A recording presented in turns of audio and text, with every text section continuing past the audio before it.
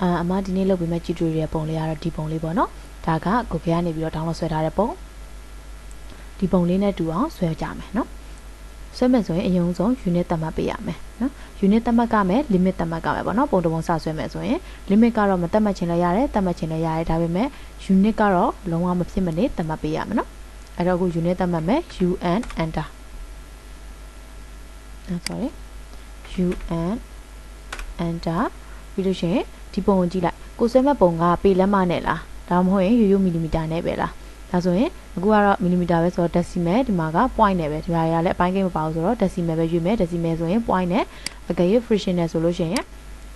အပိုင်းကိန်းနဲ့ပေလက်မဆိုရင် architectural ဆိုလို့ရှိရင်ပေလက်မကိုအပိုင်းကိန်းနဲ့ပြတယ် engineering ဆိုရင်ပေလက်မကိုဒသမနဲ့ပြတယ်ဒါတွေကတော့တည်ပြီးသားတွေပါနော်နည်းနည်းလေးပြန်နှွေးပေးတာအခုကတော့ဒါဆိုတော့အခု decimal နဲ့ပဲဆွဲမယ်နော်အကယ်၍ unit သတ်မှတ်မထားဘူးဆိုရင်ဘာဖြစ်လာမလဲဆိုတော့ကိုကdecimal ဆိုရင်တော့ကိစ္စမရှိဘူးမဟုတ်ဘဲနဲ့ကိုဆွဲမဲ့ပုံကပေလက်မတွေဖြစ်တယ် unit လည်းမသတ်မှတ်ဘူးဆိုရင်သူကစက်က origin နဲ့ decimal ပေးတာ哦အဲ့ဆိုလို့ရှိရင်ပေလက်မတွေရိုက်လို့မရဘူးဖြစ်တယ်เนาะအဲ့လိုမျိုးတွေဖြစ်နေဆိုတော့တခါကျအော်ဘာဖြစ်လို့လဲမသိဘူးဆိုရင်တကယ်တော့မဟုတ်ဘူး unit မသတ်မှတ်သေးလို့เนาะ unit မသတ်မှတ်ထားဘူးဆိုရင်စက်က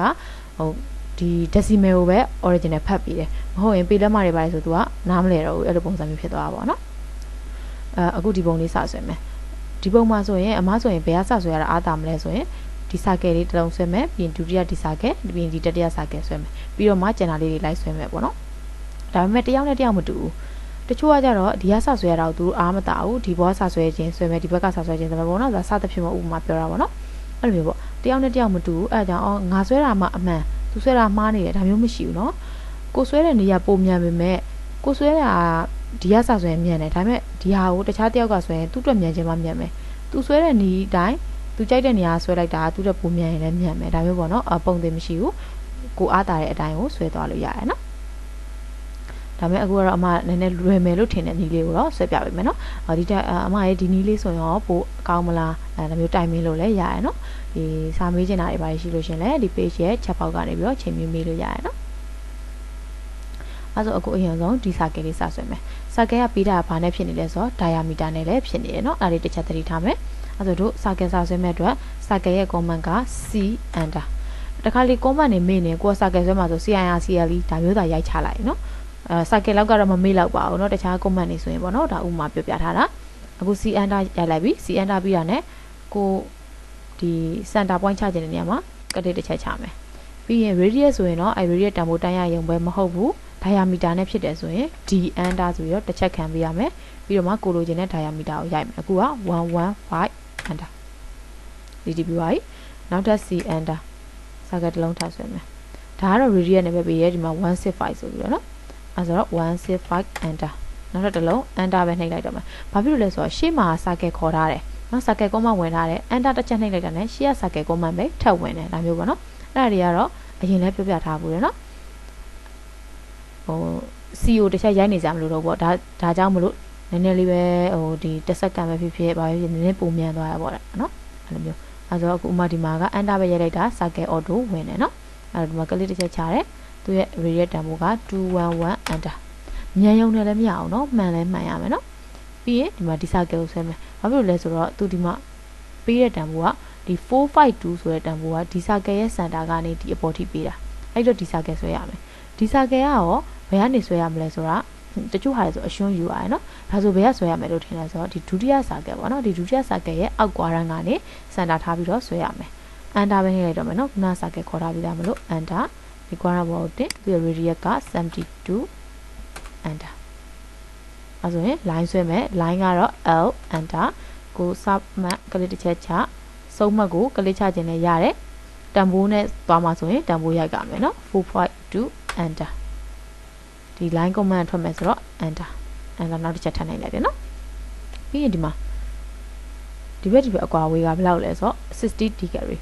အဲဆို60 degree ဆိုတော့တစ်ချမ်းပဲတို့ဆွဲမယ်တစ်ချမ်းဆိုရင်30 degree ပေါ့နော်အဲ့တော့ rotate လိုက်ရမယ်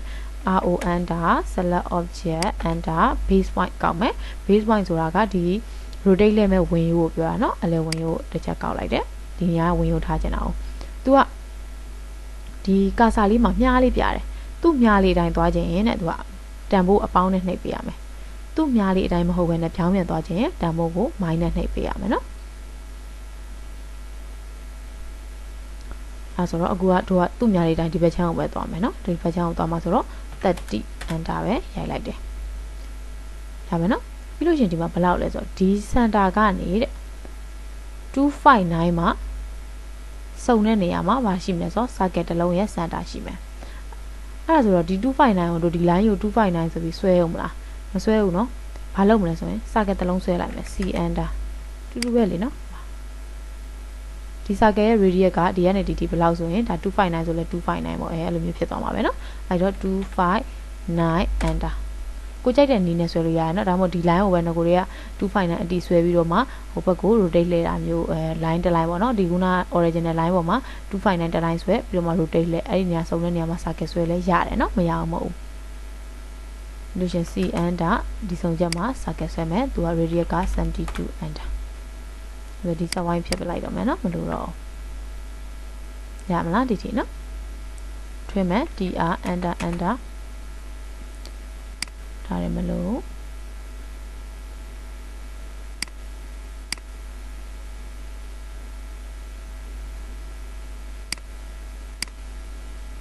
မလို့လည်းထွင်းလိုက်ပြီနော်ဒီတစ်ခါလေးဖြတ်လိုက်မယ်မျက်စိရှုပ်လို့နော်ဒါမျိုးလေးဖြစ်သွားရမယ်နော် dr enter enter ဒီအောက်ဒီပါတစ်ခါလေးထွင်းလိုက်မယ်မထွင်းကျင်သေးလေနောက်မှအကုန်ရောပြီးတော့မှထွင်းကျင်နေဆိုရင်လည်းရတယ်နော်ဒီရပြီ l enter ဒီဆုံးချက်ကနေဒီဘက်ကို line တစ် line ဆွဲလိုက် dr enter enter ဒါတစ်ခါလေးထွင်းဒါလည်းထွင်းလိုက်မယ်ဒီမှာတော့သူက46လို့ပေးထားတယ်ဒီတမို့မပေးလဲရရပါတော့ဒီမှာဒီ radius နှစ်ခုလေကွာခြားချက်က46ရှိတယ်နော်အဲ့လို line ဆွဲပြီးတော့ဖြတ်ပစ်လိုက်လဲရတယ်နော်အဲဆို mirror ခောက်မယ် mi enter တဲ့နဲ့3 enter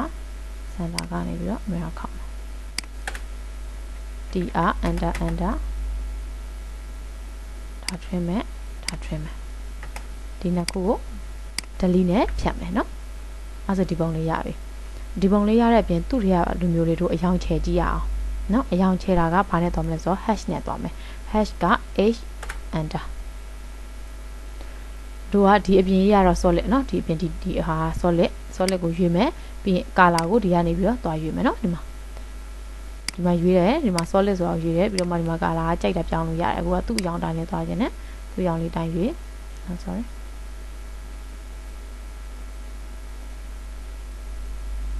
เนาะဒီအပြင်လေးတစ်ခုပြီးသွားပြီပြီးရင် enter တစ်ခါလေးနှိပ်မယ်ပြီးရင်ခုန hash ပဲပြန်ခေါ်ခြင်းလို့ h enter မဟုတ်ဘဲနဲ့ရိုး enter ပဲနှိပ်လဲရတယ်เนาะအရှိကခေါ်ထားတဲ့ဟာဝင်တယ်ဒါမှကျတော့ gradient အနေနဲ့ပါတယ်အဲ့တော့ဒီအောက်ကမြားလေးကိုနှိပ်ပြီးတော့เนาะဒီမှာ